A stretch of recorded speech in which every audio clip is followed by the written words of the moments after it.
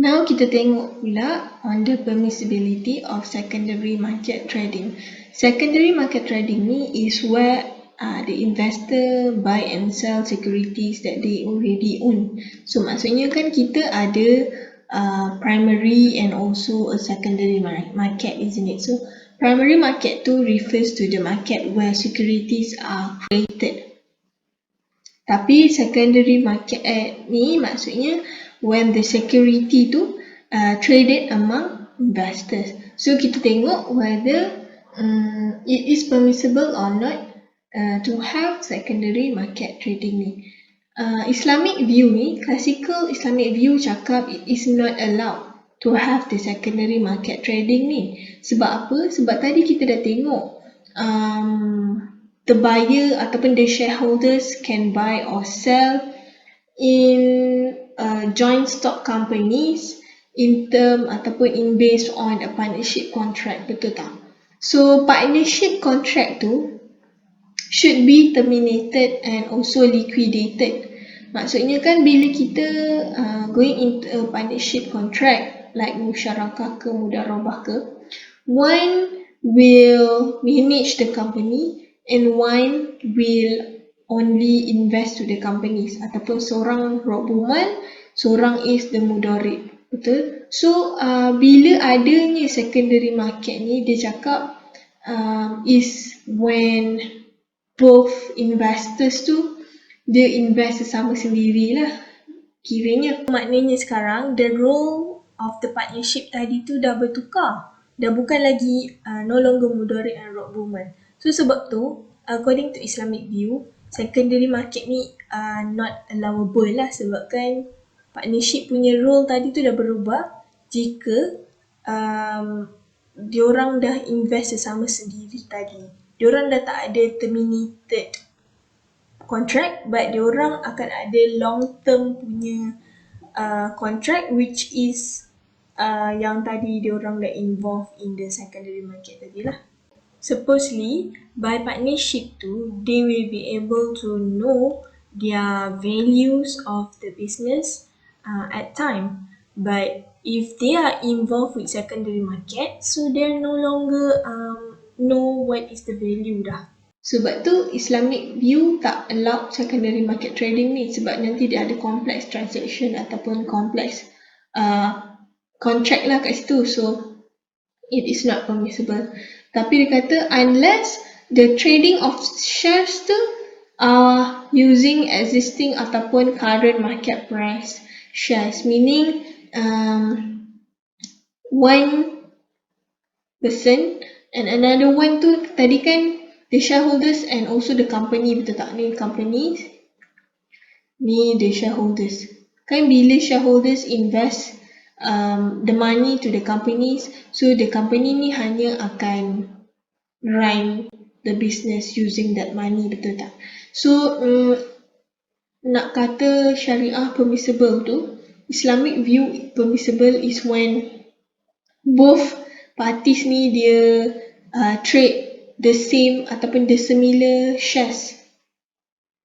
Ni shareholders ni pun company juga, it's not person, the company juga.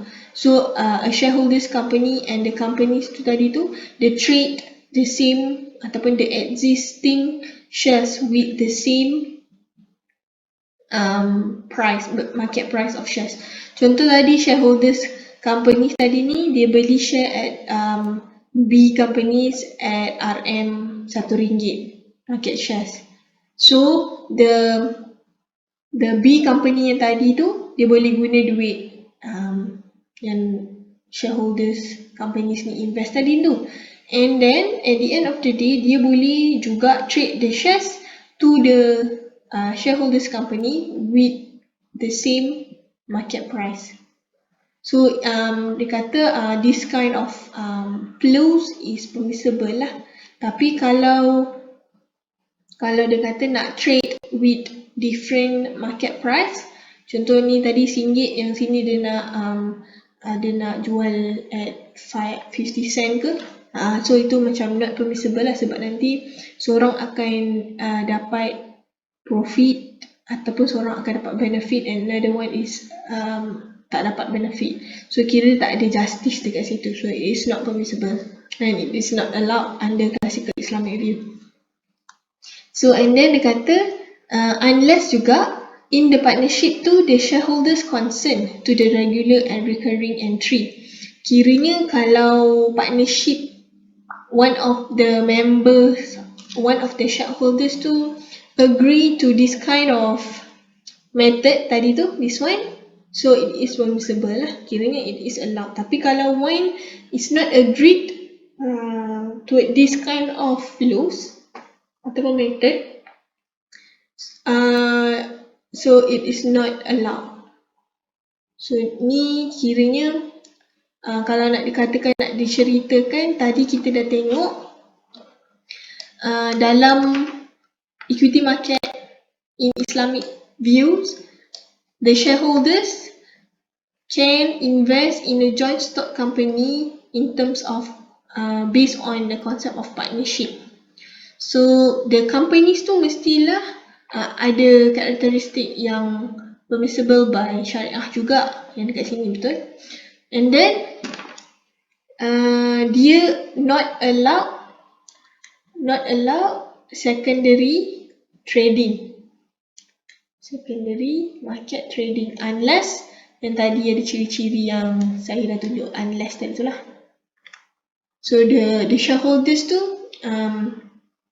ada karakteristik atau ciri-ciri secondary market trading yang dia boleh ikut according to permissible by syariah lah. So kita dah tengok tiga-tiga ni. Now kita nak tengok kan dah jual and also dah beli the shares, which is sama ada ordinary shares ataupun preference shares tadi kan. Dan kita dah tengok company semua shareholder, contoh dia dah follow all of these permissibility steps lah.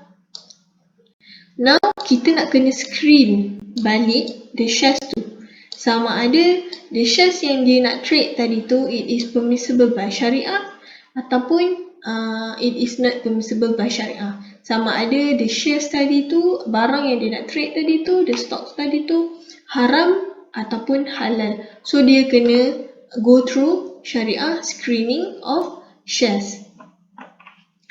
Macam saya cakap, why we want to screen the shares, it is to ensure the syariah compliant investing lah. So contoh tadi kita ada preference shares and also ordinary shares kan. So dia kena screen this type of shares whether it is syariah compliant ataupun tak. So dia ada dua layers. We have two layers of screening that applies. Satu adalah business activity and another one is financial screening.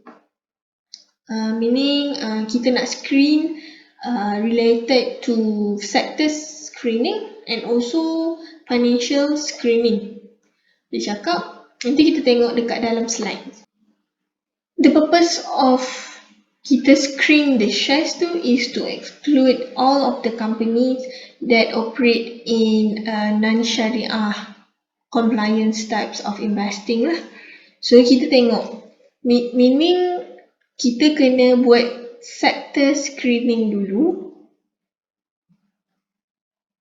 Lepas tu baru kita akan pergi ke financial screening. So what is sector screening ni?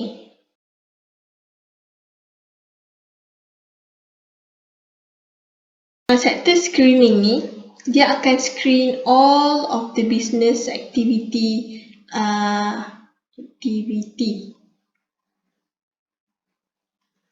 whether the companies are operate ataupun trade ataupun dia buat business activity in syariah compliance ataupun tidak. So syariah compliance ni mestilah yang tak ada mengena dengan gambling, riba, semua tu lah. So dia akan screen business activity of the company dulu. Lepas dia buat screen tu, dia akan buat financial screening pula. So financial screening ni, dia akan screen the stocks. Kiranya whether the stocks tu interest based stock ataupun a non-interest based stock.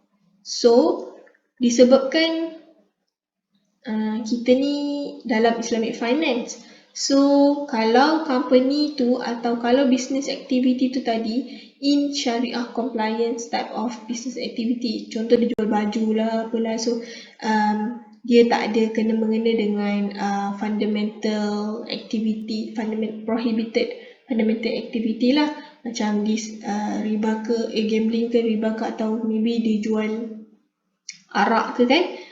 So contoh dia dah pass sector screening, but dia tak pass financial screening sebab dia ada unsur interest dekat situ. So sebab tu kita kena buat screening of stocks dululah. So this is the meaning of sector screening and financial screening. So financial screening regarding whether dia ada interest based financing ataupun non-interest based financing. Right, dia macam kena mengena dengan riba lah dekat sini tu kan. So the companies tu should not have any form of interest based investment. Right? Then kita tengok dia punya slides, kita ke slide.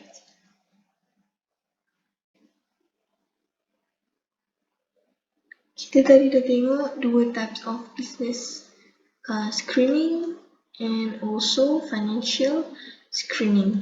So kita dah tengok the definition of both types of ataupun both layers of screening. So sebenarnya these types of screening is applicable if the company have mixed companies, meaning dia jual barang yang syariah compliance tapi maybe ada juga dia jual arak ke, macam hotel kan, dia jual hotel, dia jual perkhidmatan stay untuk customer, tapi maybe dia ada jual arak along with the service tu. So macam mana dia nak kira yang whether the revenue from the business syariah compliance revenue or non-syariah compliance revenue. So sebab tu ada benchmark ataupun percentage to set as a ceiling benchmark ataupun as a percentage to calculate whether the revenue from the mixed company tadi tu is syariah ataupun is halal punya revenue. So dekat dalam table ni dia bagi tahu the current syariah screening percentage and the percentage after they revise. Meaning dulu as for business activity benchmark, dulu dia set 4 benchmark or 4 percentage, but now after they revise, all the business activity yang mixed company akan calculate according to 5% and 20% lah. Same goes to financial ratio benchmark. Dulu it is not applicable, kiranya the revenue from the mixed company according to financial ratio tak ada benchmark apa-apa pun, tapi after they revise, all company must follow 33% benchmark lah. So this percentage is actually a ceiling benchmark to know whether the revenue tu is permissible ataupun ialah permissible to determine the syariah compliance revenue. So macam tadi business activity ada dua kan, ada 5% benchmark and 20% benchmark. So here is the list of company yang have to calculate the revenue under 5% benchmark, and here is the list of company yang revenue-nya have to like calculate under 20% benchmark. Like I said just now, this benchmark is applicable for mixed companies types of business, isn't it? So let's say macam 20% benchmark ni, let's say dia buat hotel and resort operation, dia buat dia bagi stay kepada customer. But maybe macam saya cakap, dia ada jual arak. So from the benchmark, kita boleh tahu maybe 20% of penjualan arak tu, less than 20% from the penjualan arak is considered as a syariah compliant revenue. So kira revenue yang halal lah. Sebab tu the benchmark ini adalah untuk nak kira whether revenue from the activities tu kita consider as halal punya revenue. So adalah kat sini, this is the list lah. How to calculate the benchmark? How to calculate the halal revenue? We will see the example after this. Now let's move to the next slide. Here dia cakap financial ratio tadi tu as apply as follows lah. Kiranya how you calculate the financial ratio benchmark is by cash over total asset and also debt over total asset. Kat sini dia cakap the cash yang diambil untuk kira dia punya ratio is the cash yang only include cash placed in conventional account and instrument, not the cash yang placed in Islamic accounts. So sebab dia cakap situ yang cash placed in Islamic account and instrument will be excluded from the calculation. So saya tulis ni, the cash yang akan include under the calculation of cash over total asset ratio ni is a cash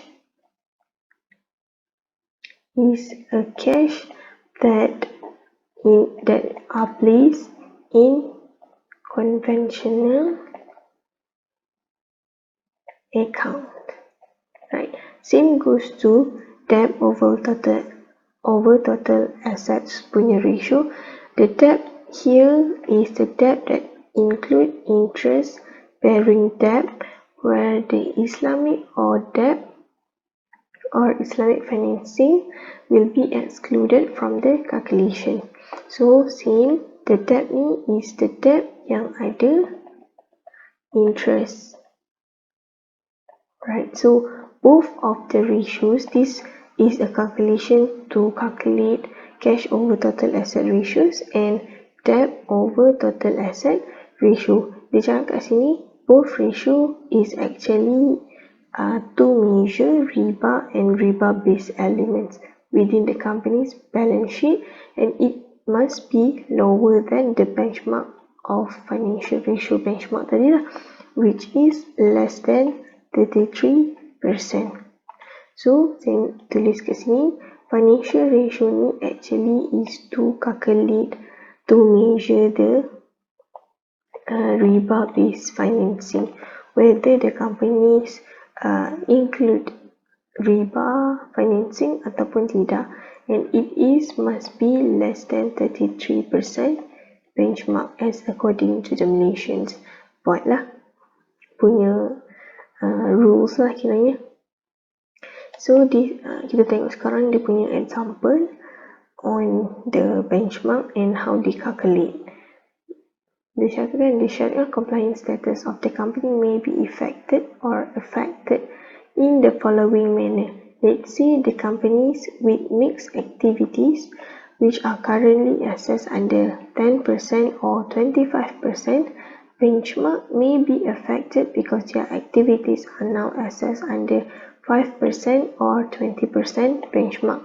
Macam tadi kan, 10% and 20% benchmark, kalau according to the table, this is the current benchmark. Tapi after they revise, the companies still have to follow 5% and also 20% benchmark. Betul tak? So let's say this is the example. Company A tu yang listed under main market Bursa Malaysia. Business activity is the property development, trading of building materials and manufacture and distributions of cigarette. Right, okay, from here without going any further, kita dah tahu penjualan cigarette ni dah jatuh kepada non-syariah punya business activities, betul tak? Tapi before that dia kena kira juga dia punya benchmark whether the whole business activity ni jatuh kepada non-syariah business activity ataupun sebaliknya. Sebab tu kita kena kira lah kiranya.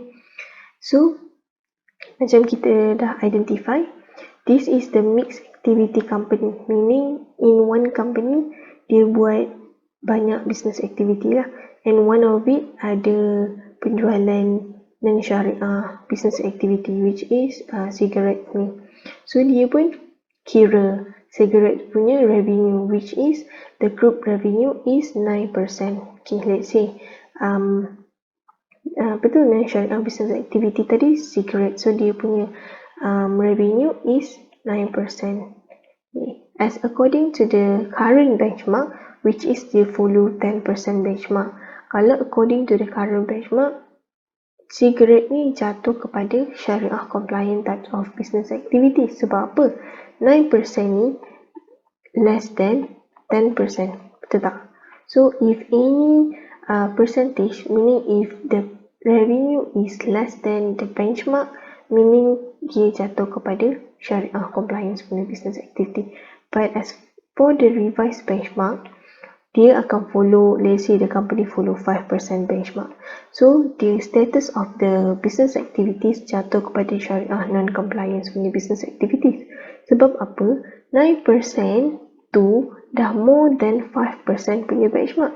Meaning dia dah melebihi tahap ceiling benchmark kita which is 5%. So dia dah jatuh, status dia is syariah non-compliant business activities. If dia punya group revenues penjualan cigarette tadi is less than 5%, so dia punya status still boleh lagi lah, it is a syariah compliant business activities.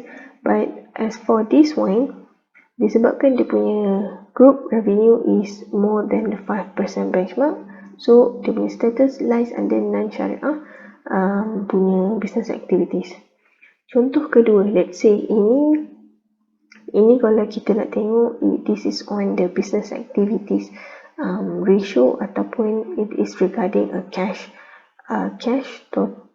over total asset punya ratio. But for this example, this is example for debt over total asset punya ratio.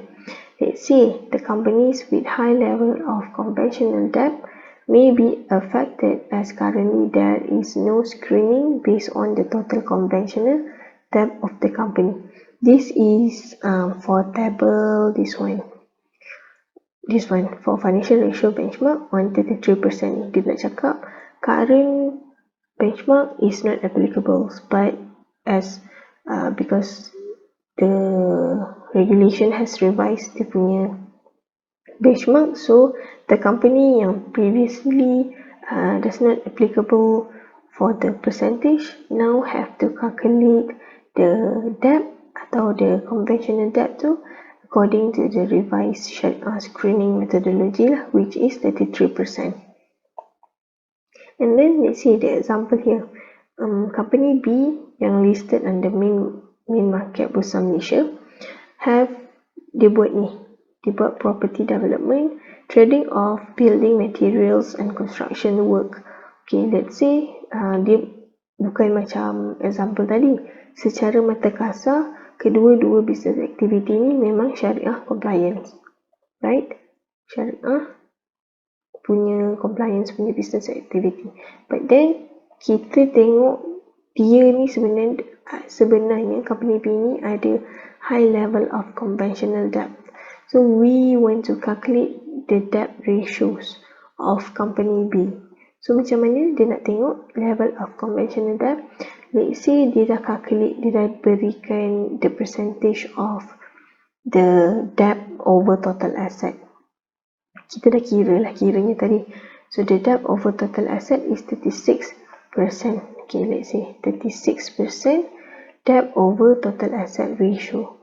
Okay, as the current methodology, like I said just now, it is not applicable, meaning there is no benchmark to calculate atau to identify whether this business is a business compliant, a Sharia compliant business or not. So the status terus lies under Sharia compliance. sebab dia tak ada apa-apa benchmark. But after they revise, dia punya business activity ataupun dia punya percentage have to benchmark to 33% sahaja. So because of the debt is 36%, which is 36% tu is more than 33%, isn't it? So if it is more than the benchmark percentage, dia terus lies, the status tu terus lies under Syariah non-compliant business activities, unless dia punya debt ratio is less than 33% of the benchmark percentage, so dia terus lies under Sharia compliant business activities. Okay, now let's move to my notes on the issues of this screening lah. So adalah kat sini, this is the list lah.